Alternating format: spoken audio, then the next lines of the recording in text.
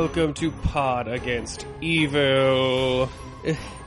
Travis, we're a man down. Oh god! We are... Send in the paramedics! I mean, I guess you could say we are one less for this podcast. You're lesser. You're just lesser for just saying that. No, there is no less on this podcast, so we are... Less? We are lessless. We are listless and lessless. The point is, Les is not here. In case you didn't get that by now. But who is here? Why, it's me, Nick, the Merc with a mic, and my fellow god of the pod, Travis. I like how this.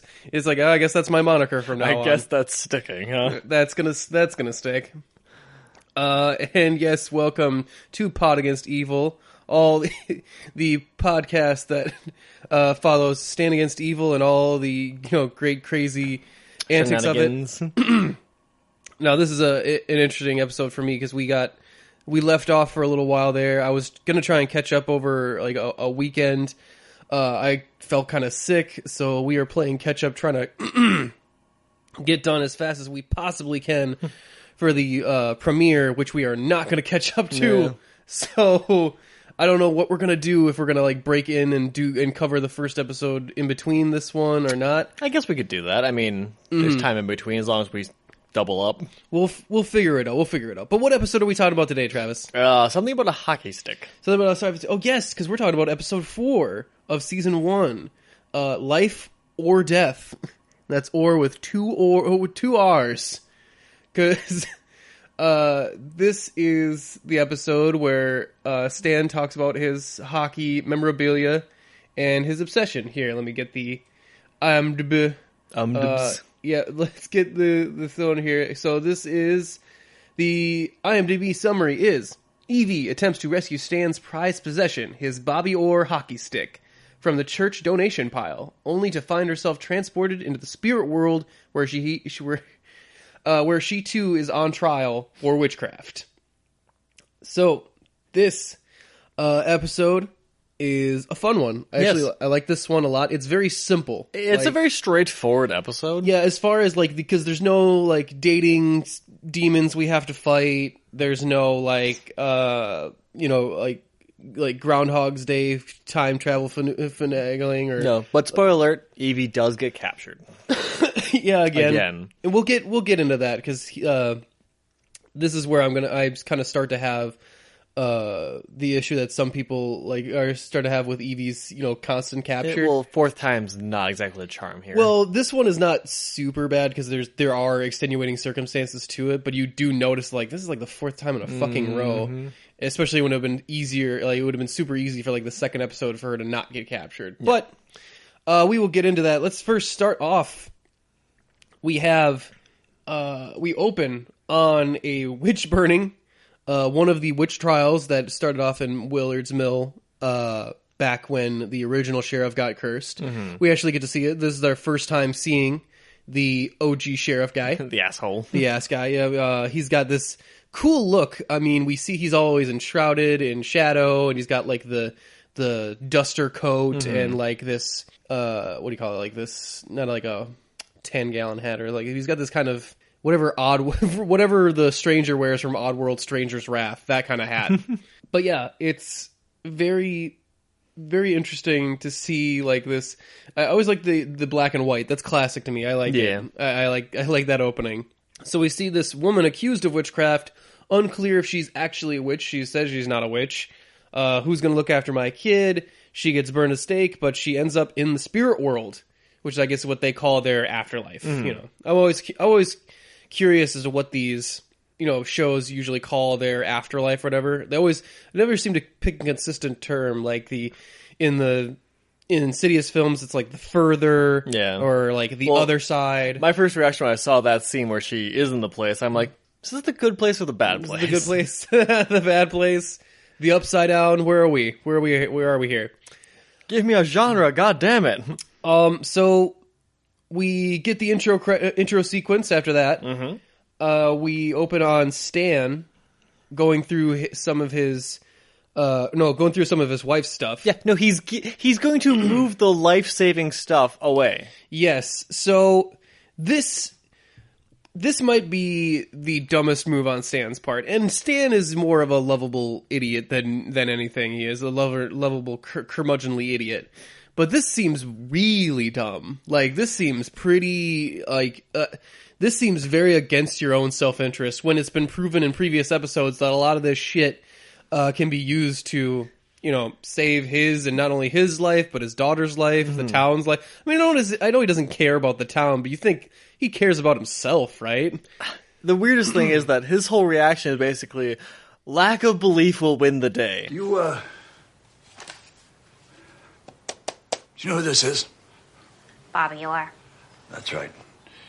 I direct your attention to his head. Notice the boyish thatch of chestnut brown hair, which is unadorned by a helmet. Nowadays, helmets are mandatory. They won't even let you on the ice without a helmet. But for Bobby, no helmet, no nothing. Just his roguish charm and his skilled stick work. And I know what you're thinking.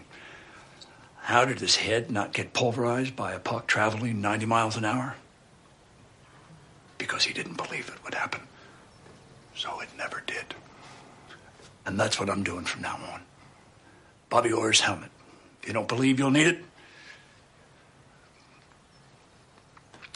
you never will. What? Yeah, his I think his mindset is basically like, if I don't acknowledge the problem, it will go away. Yeah, but ignoring the demon's existence doesn't stop them from existing. Well, not only does that, it's just a bad problem, a bad solution in general to any problem is to ignore it. And he's going to change the room that is the life-saving, demon information room into his own personal hockey museum, with his prized possession being a hockey stick that was belonged to Bobby Orr, a famous hockey player that's Stan's favorite player. He even goes on to say that the hockey stick is my last source of joy on this planet, right to his daughter's face. Give or take. Damn. He does say give or take after that. Give or take. He gives her that. He gives her that one. He does not actually say that she is the take. He doesn't actually define that, yes, you are the other part of my life. Like, nah, he just leaves it there. Because Stan's an ass. Oh, man, excuse all my coughing or whatever. I'm gonna end up in the afterlife or the spirit world as well. I'll feed you the neighborhood cats. Where were we? Oh, yes, he's realized that his hockey memorabilia was all donated to the church. If it's his most prized possession, how did he not notice it was gone? Yeah, you figure he'd, noticed a little bit before this. It's not sure when it got donated, though. I mean, I guess it could have been right before his wife died. Maybe, and maybe he's just had more on his plate to deal with. I don't know. I'll give it to him. I don't know. He seems like a kind of obsessive type of personality. I do like that his immediate thought is like, okay, well, let's gear up because we're gonna go get our shit back from this church. Like, he doesn't even second guess just going up there and demanding his stuff back. No, he's gonna do it. But we get to the we get the call for Drinkwater. He gets his gross line of the night. He wins the most vile person very early this episode. It's pretty quick. It's very because. Ugh! Did you write down his line that he said? I unfortunately did not. All I have is my notes are Drinkwater is gross, and are you sure we can't move this place? Mm-hmm. So he. I forget the main thing of the call. The call is basically he's wondering where his hockey stuff is, and he's wondering about the new share because he's already talked to the priest, the new priest, because he's wondering where the old priest is. That's why he calls Drinkwater. Mm-hmm. Yeah, so, he looks Stan looks very close to assaulting a priest. So I forget what it is. I think it's Evie. Before Evie gets called, she's talking with Drinkwater, and he's talking about going to a Bee Gees concert with the surviving Bee Gees. He thinks there's two of them, and he's talking about the fangirls there, and I think his line is going to be, "Guess I wasn't aware you were into disco." I'm not, but I am into aging party chicks trying to relive their glory days. Maybe they'll come down with a little Saturday Night Fever, and Dr. Leon will have to take their temp with his disco thermometer. It's implying I'd go home with them and have sex. Get out. Ugh. It's so gross. So, yeah, that's like 5 minutes into the episode, and we have a winner. But let's see, where after that? So Evie does get the call. Yeah. She comes out to diffuse the situation between Stan and the priest. I do like it because I think even Drinkwater says like, "Oh, Stan's about to shoot, about to fight a priest. You better get out there." So the priest is not letting this guy inside. This, from the priest's perspective, it's like, hey, this random crazy guy is asking to take back donations for the church. I'm not going to let him inside. I think most of the time you would stop someone from robbing a church. Like, that's just, yeah. Yeah, and we get a great Dr. Cox moment where Stan does the outward thing, like emphasizing every syllable, where he moves his arms too. Very classic Dr. Cox move. Very like a good on you, John C. McGinley.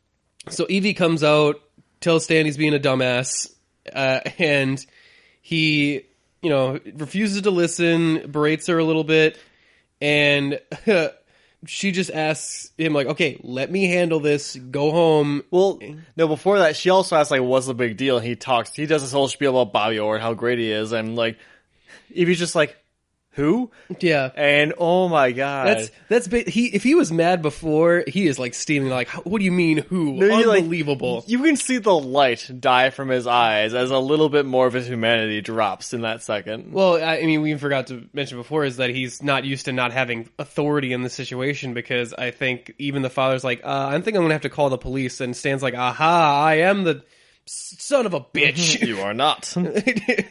He's way too... You can tell he was way too used to abusing his power. Oh, definitely. Like, that was his go-to move. And that was funny because he basically puts him in the penalty box. Like, no, you go sit in the corner. So here's the move where I think Evie is not exactly... doesn't make the smart tactical move here. So this guy, he's taken this long to not let Stan in, right? Like, he's stood his ground against Stan, like, I'm not gonna let you in, not gonna let you take your shit. This is the church's stuff. So you and you get it from that perspective. And then as soon as Evie asks, like, hey, could I come in? Like, yeah, I'd come in and just take the box.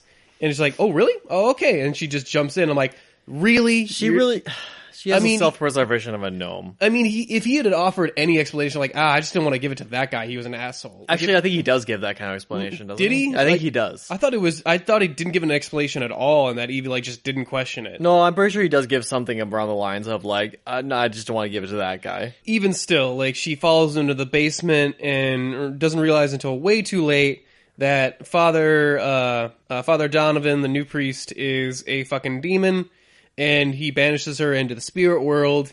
So seriously, self-preservation of a gnome. So that does not work out great for her. So she spends most of this episode in the spirit world. Yes, talking to the woman we saw in the opening scene. Right, and he basically tries to get, she's learning a little bit more about, the backstory of this girl and the Willard's Mill and the, the witch burnings and all that. So it does provide a function. It's just kind of like, oh, she's captured again. Well, no. At this point, she's just trapped. She's not captured yet. That comes later. Yeah, and then we get another creepy moment with Drinkwater. Oh, God, why? Because Stan gives the call to Drinkwater to ask, like, hey, where the hell's my hockey stick? Like, did Evie take care of that shit yet? Drinkwater is talking about some girl he met up at the concert. It's like, I met this woman at a show last night. Did you ever meet a lady who's like, she's laughing, and then she starts crying, but then she goes back to laughing, and then she starts crying? Oh, Jesus. This guy. Well, he's basically, getting ready to take advantage of women who are drugged out of their minds. Yeah, I mean... I do like that he's wearing his Super Trooper glasses on the inside in the episode too. Because he's a douche. Well, yeah, then he's probably hungover. Or he's just it's up in the air of whether or not he's just hungover and he doesn't like the bright lights, or he's just being his douchey own self. Column A, column B. In the spirit world, we actually get to meet Karen again, the babysitter. The babysitter shows up. That's funny. I like. For most of these episodes, people will show up for an episode and then never show up again. So it was odd to see Karen again. I was like, oh my god, there's Karen. I can't believe she just made it to the, like, does everyone, like, make it to the spirit world then? Is this, like, their afterlife? I thought, because at first I thought it was a special dimension you get banished to if you're involved in Wizard's Mill and the stuff. But I guess Technically she was. She did get killed by a demon, Yeah. and there was definitely magic involved because her head talked. So yeah, that checks out. And yeah, that's where Evie meets the witch from the opening. And yeah, that pretty much is what Evie's up to. She's gets put on trial for witchcraft, the same as our witch from the opening. And yeah, she gets dragged off by these weird people with robes too. And what is Stan up to? Oh, that's right. Stan is about to Ocean's 11 and rob a church. Ropes Denise into participating. Because of course he does. He's like, okay, I need you to go in the confession booth and confess a bunch to the priest and distract him enough so that I can go and steal my hockey stuff back. My first reaction is, what the hell would Denise have to confess? Right. But then it's like, oh, I just need you to talk and talk and talk. And it's like, I just need you to be like Whitey Bulger. Like, no, I don't want to be Whitey Bulger. I want to be Jessie James. Yeah. And he's like, you know what? You go, you do you, honey. You do you. That's probably one of the only times Stan's ever been proud of her. Yeah. I mean, she leaves out, and then of course, even though she's helping him steal from a church, he can't help but be an asshole because she leaves the door open, and it's like, well, I guess I'll just press the automatic shut the door button because those exist. They do. And I'm like, well, technically they do. Vans have those actually. But maybe I don't want to undercut your point right now, Stan. He's just such an asshole. He's so. This episode is not kind to Stan, if any of them are. Okay. Like, we're talking about how bad that line is, but, this next scene is him going to try to steal from a church. Yeah. I do like this other line that when Evie is talking with our witch from the beginning, she mentions the master needs us to use his demons. So this will come into play later. Mm-hmm. But when I first saw this episode, I was like, oh, maybe the demons, in order to be able to exist on this plane, they need humans and like sacrifices in order like to be like a conduit, right? Tie them to the reality. Mm-hmm. Well, kind of like the succubuses need their love hosts and whatnot. Even Father Donovan needs to replace the previous priest. It seems like the demons are very tied to others' deaths. In order to like gain power, yep. Or even to like hold existence in this reality. So I thought that was an interesting point of backstory to get to this episode. I think is it this moment in this conversation where she reveals that Stan needs to defeat the priest with a holy rod or a just wooden rod or something. Yeah, it's like a wooden stake, basically. Because that's how he was defeated originally. This demon, by some other hero with a divine wooden rod or something. Yep. So clearly, that makes Stan the chosen one. So as soon as we hear that, and we hear about the legendary Bobby Orr hockey stick, we get like, okay, yeah, we know what's going to happen. We know what's going on. Yeah, we get another weird moment with Drinkwater, but that's after Stan gets captured. That's after Stan fails to break down a door. Yeah, no one really comes out very competent this episode. They really don't. I mean, he gets trapped basically in the same basement that Evie gets trapped in. And yeah, Denise was not successful in distracting the priest because she's still spouting lines. She doesn't even know he's not there. It sounds like she's spouting off lines she read from a History Channel of Jessie James. She's talking about playing cards and all this other stuff, and I'm like, what is this? Here I was in the Dodge City Saloon. One eye on the door, one eye on my cards. I'm holding 3 aces. I play it cool, but not too cool. And in walks none other than Tall Man McGee. History Channel would be a bit too much. I'm guessing about TMZ. Did TMZ have a Jessie James special? Prove me wrong, bitch. I don't know. I mean, I think Denise would watch the History Channel. I think that seems like she watches. You know, she does watch it. The Ice Truckers or whatever. No, true. Whatever their version of the History Channel is, she must watch that. Some days I forget that History Channel is actually trash now. Anyway. Yeah. So I mean, I think that checks out. Anyway, yeah. She tries to end up going look for him. The priest ends up dissuading her. Capturing her and sending her off. Now, I'm not sure why the priest doesn't send Stan in the spirit world just immediately, because that's what he did with Evie. Mm-hmm. But who knows? Maybe he can only do so at one at a time. I was wondering if it might be a gender thing. It could be. Maybe it's because only the females seem to be charged with witchcraft. Maybe it's some sort of leftover protection spell that Stan's wife has left on him. Could be. There's so many things we just don't know that it's kind of hard to knock any sort of individual logic. Yeah, so I think we get the call from because Stan calls Drinkwater. I think he's making some sort of Bee Gees love, like. So they start singing, "How Deep Is Your Love?" And this chick turns to me and says, "How deep is your love?" And I'm like, "You want to go up by the dumpsters and find out?" And she's like, "That's not what I meant." And I'm like, what did you possibly mean? And she's like, "Forget it." And I'm like, "No, seriously, what else could you possibly mean?" And it's like, oh, God. You're just gross. Drinkwater, you won the most vile person 5 minutes in. And I realized that Stan... stop now. I realize Stan is stealing from a church, Nope, but he's still not bad enough. He's not beating you, dude. You don't have to... At this point, he's just lapping Stan. Like, just... ugh. So gross. Anyway, Stan gets the call... Or Stan calls him. Yep. I need you to get down to St. Agnes and bring your shotgun. We gotta kill the new priest. Yes! And Drinkwater is way too fucking excited. He really is. He's way too excited for this. He's like, my moment has come. Mm-hmm. I'm like, maybe you have a weird backstory with a priest or something. Maybe that explains why you're so fucking gross. I think it's just a shotgun fetish. Could be too. And it's like, wait, is this legal? I think he asked Stan. And Stan goes, "Do you trust me, Leon?" No, but I'm afraid of you. That's just as good. 5 minutes. I'll take it. Well, that's just as good. Mm-hmm.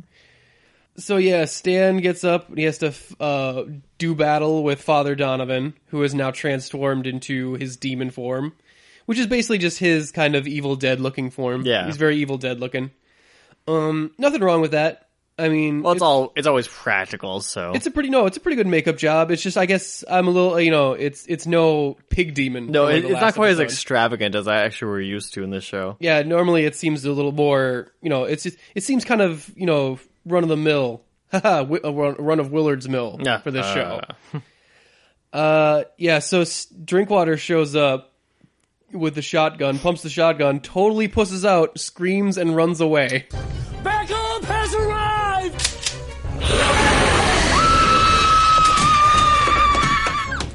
He's so fucking useless. At least... Are you really sure we cannot move this place? Does he at least drop the shotgun? Because I feel like he doesn't even, No, I'm pretty sure he runs away with a shotgun. Yeah. So his point in this episode was completely useless. Yep.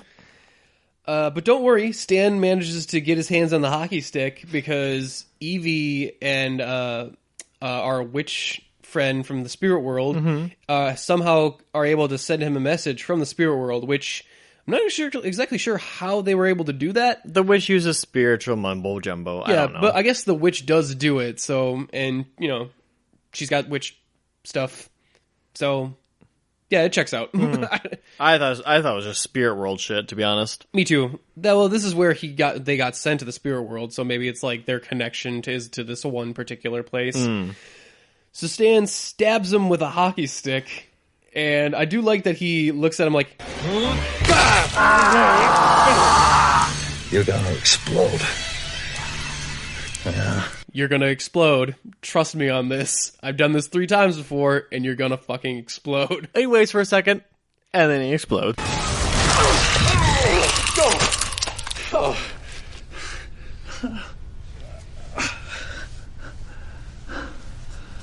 Called it. And I wish Les was here, because this is the one point where, hey, this... Everyone involved gets very messy. Well, it's only Stan, because only Stan gets True. is messed up. But even him, he's like, he's not as messy as I think he might be from being underneath the guy that exploded. Mm-hmm. But there's practical effect work there. It's good.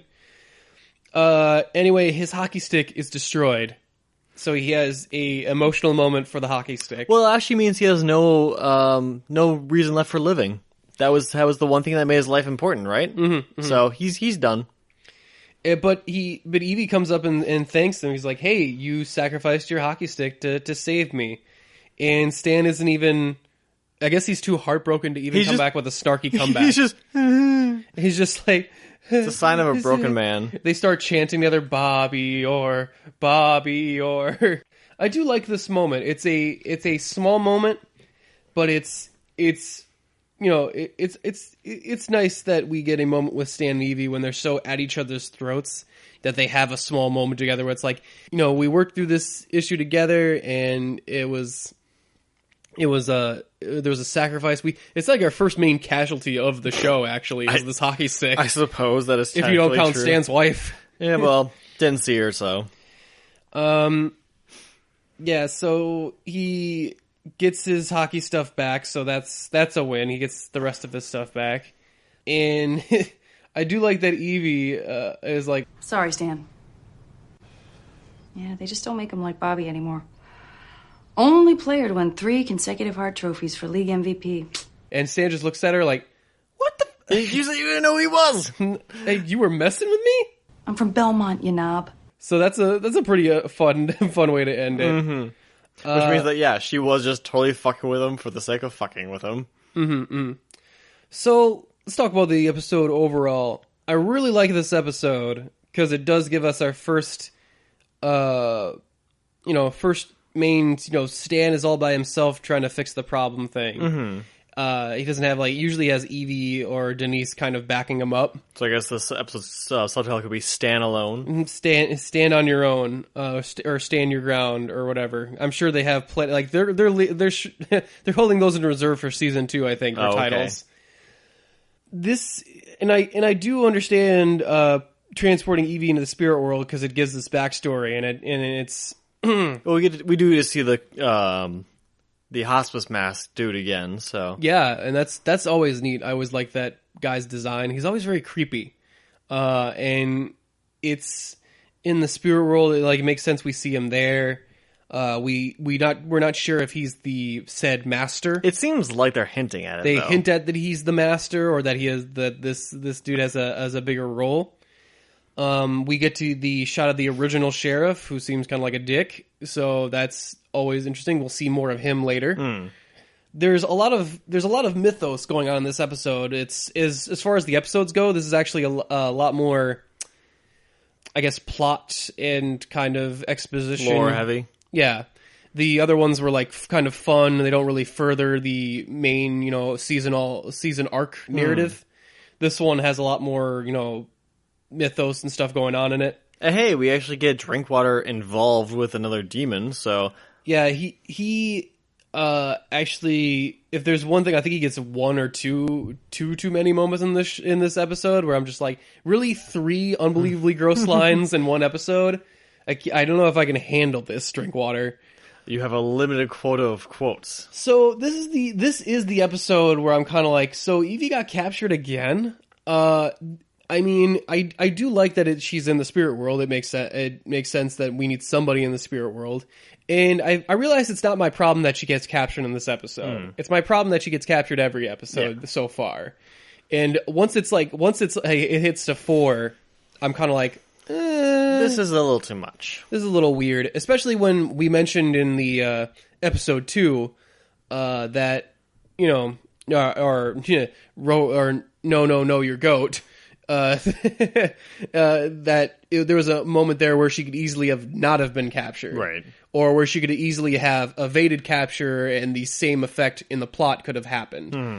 And and I guess she wasn't captured in episode 3. True. She was more like just like everybody else. She was no more captured than the rest of the crew. Mm-hmm.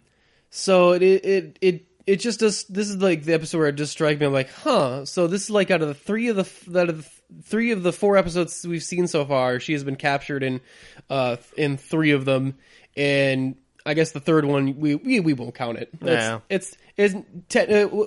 I'll technically disqualify it. Technically disqualification. She's no more burdened or captured than anybody else in the episode. Except you could actually almost say Stan is more captured because he wasn't even enthralled and he still managed to not do jack shit. Yeah, this one is definitely a necessary episode. I'm not sure if it's one of my favorites, but I do like it a lot. Mm-hmm. I think it could have been really over the top if the priest's design was just a little more creative. Mm-hmm. I mean, it's fine. I'm just used to a lot more creative stuff on this show. Right.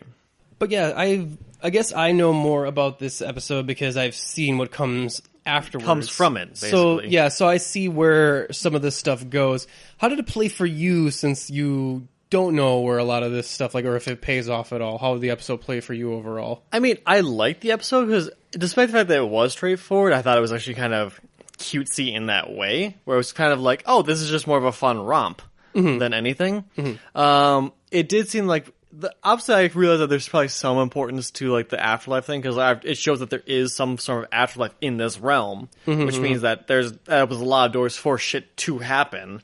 Yeah. So overall, I think I realize that it's probably going to be important. I just don't know how yet. Yep.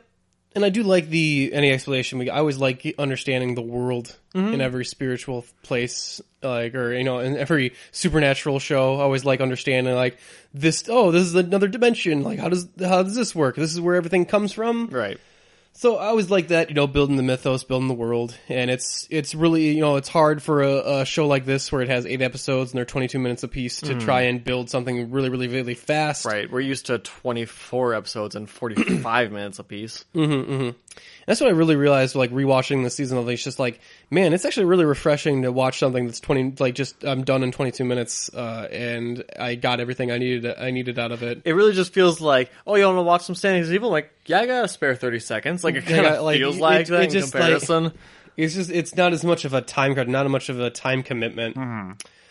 But yeah, I mean, we get a little more from Stan. Like, I wish I could talk a little more about Stan's obsession with hockey, because I'm just not into sports that much, and hockey even less.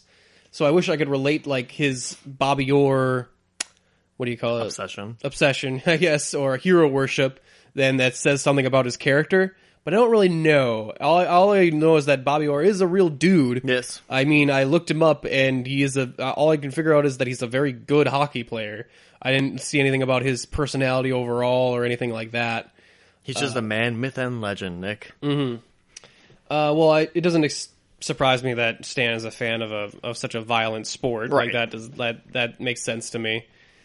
I don't know. I guess it's interesting to see how far he's willing to go for something as small as his hockey memorabilia, and how it relates to, him saving his own life. Because he's literally willing to give up things he should know are protecting him in order to bask in his hockey memorabilia, I guess. Yeah.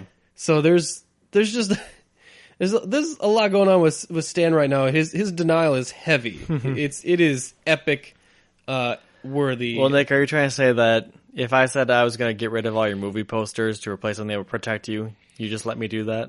If I knew, like, I wouldn't take your word on it, but if we had previously fought witches and stuff, and the sacrifice I had to make was I have to take down my Boondock Saints poster, I'm like, okay, well, fine, I guess. I mean, I'll just take it down, sell it to a church. Espiritu Sante. But I don't think that will actually have to happen, but who knows? But what we have to do right now to protect ourselves is to wrap this episode up. All right. Wrap this one up again, and you'll join us next time, which I think we will also be lessless. There will be no less on the next one too, but we will have him back at least for the finale, if not a couple episodes before that. So look out for that. Join us for episode 5. And until then, we are Pod Against Evil, the podcast that abides, or that does not abide puzzles, but abides speculation.